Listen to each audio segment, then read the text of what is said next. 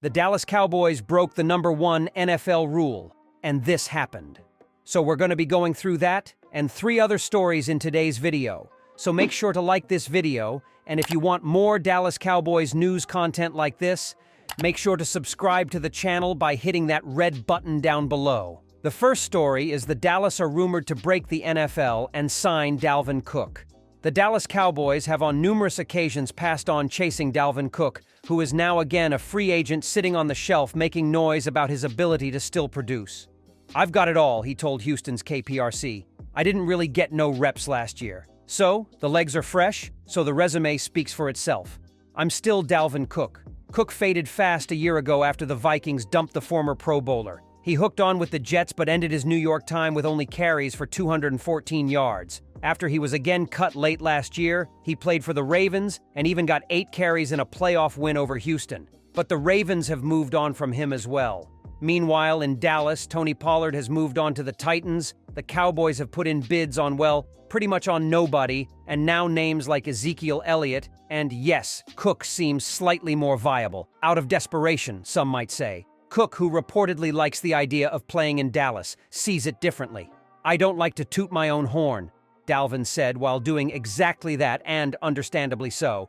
"I just like to go out there, put my helmet on, and line up on the grass." The Dallas Cowboys have suffered significant losses along the offensive line, with tackle Tyron Smith and center Tyler Biadasz leaving in free agency. They almost have to pick an offensive lineman in the early rounds, possibly at number 24, to add a potential starter to the lineup. The draft is fairly deep with offensive linemen, but the Cowboys are known for drafting for need, not necessarily the best player available.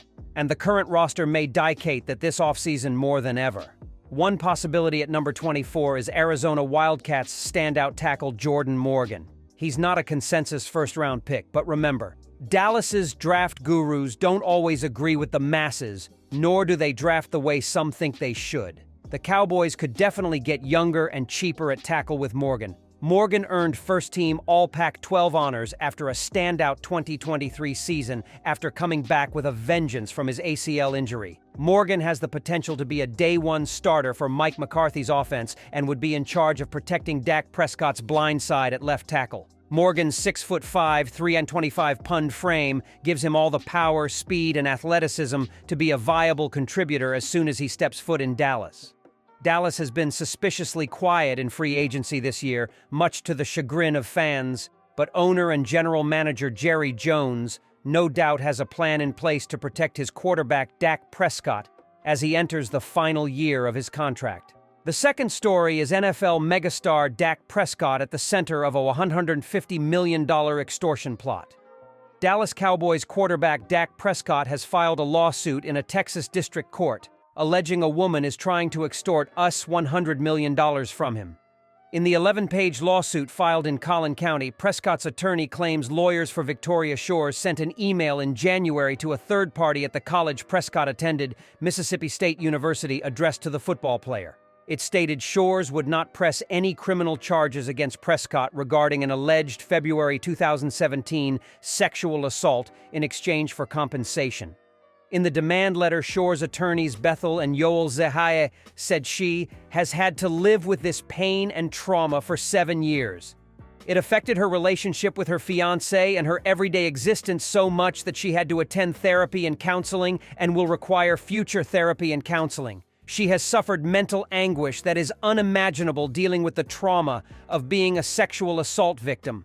According to the letter, Prescott and Shores knew each other through her employment, and on February 2, 2017, he invited her to hang out in Plano, Texas with other people until at one point they were alone in an SUV when the alleged sexual assault happened. The attorneys added, despite the tragic events, she is willing to forego pursuing criminal charges, along with disclosing this information to the public in exchange for compensating her for the mental anguish she has suffered. Ms. Shores' damages are valued at the sum of $100,000, an excerpt of the letter reads.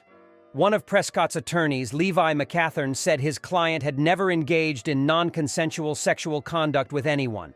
Lies hurt, especially malicious lies, he said in a statement. We will not allow the defendant and her legal team to profit from this attempt to extort millions from Mr. Prescott. Shores vehemently stands by her claim, Yoel Zahai said in a statement. His team is trying to label this as extortion to change the narrative.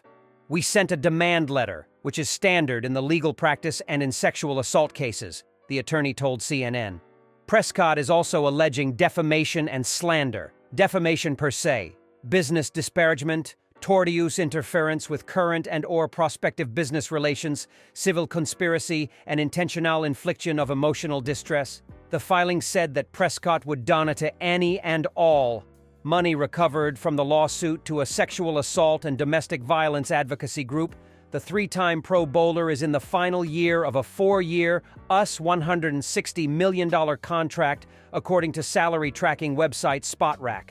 There's some familiar depth re-signing to the Dallas Cowboys offensive line this offseason, namely Chuma Edoga. The two sides have agreed to terms on a new deal that will keep him in North Texas through the 2024 season, assuming he can earn a roster spot following the battles to come in minicamp, training camp, and throughout the preseason. Edoga entered the Cowboys roster via free agency 1 year ago, and, to his credit, he turned an uneven and forgettable training camp into some quality starts at left tackle in the early absence of Tyron Smith. That didn't hold true on the back end of the season, however, especially when you look at what he put on film in the narrow loss to the Dolphins in Week 16. That said, Edoga also played in 35% of the offensive snaps last season, which means he's both tested and well-versed in the offense, as well as playing alongside All-Pro left guard Tyler Smith. What head coach Mike McCarthy did immediately thereafter was quite telling of what Edoga's future in Dallas might be, or rather what it might not be in signing Lael Collins as insurance. Entering his 6th year in the league, Edoga is working to build consistency that could eventually lead to job security. He'll be up against what might be the Cowboys' likely decision to address the tackle position in the wake of losing Tyron Smith to the New York Jets in this year's free agency spree. The third story is Dallas Cowboys accused of nasty Micah Parsons leaks. Micah Parsons is arguably the best player on the Dallas Cowboys roster, the young perennial Defensive Player of the Year finalist, meritorious in the eyes of most of a coming contract extension that could make him the highest-paid defensive player in NFL history.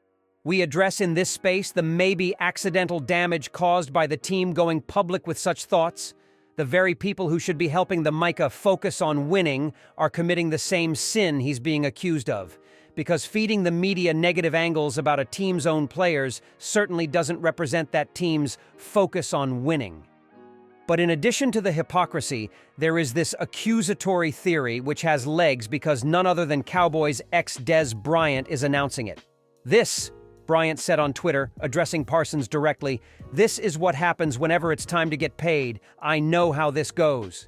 How does it go? If one chooses to accept the possibility of what Bryant calls a smear campaign, one reflects back a few weeks when Dak Prescott, who is also up for a pricey extension, what in the headline in a local newspaper story that due to his losing playoff record compared him unfavorably to the likes of Blake Bortles, Case Keenum, and Ryan Tannehill. That smelled like a story planted by the team in order to accomplish something other than paying Prescott. More recently, team owner Jerry Jones announced that he's pondering whether CeeDee Lamb, who is up for a pricey extension as well, is that valuable to have to give up 4 or 5 players to have him. You've got to get that reconciled. That smells like a setup in order to accomplish something other than paying Lamb. And now we have Parsons' name in the news. By the way, not because the media outlet aired. Reporting the news is the job. The air comes from the Cowboys themselves. Way too many people who are saying this, I'm talking about at least 4 different people, have told me that Micah has worn thin there. The fan's Sean Sharif said. He also added, "I don't know how much is true and how much it actually hurts. I don't know whether this is the behavior of a typical superstar. I don't know how damaging it is. And that just smells wrong."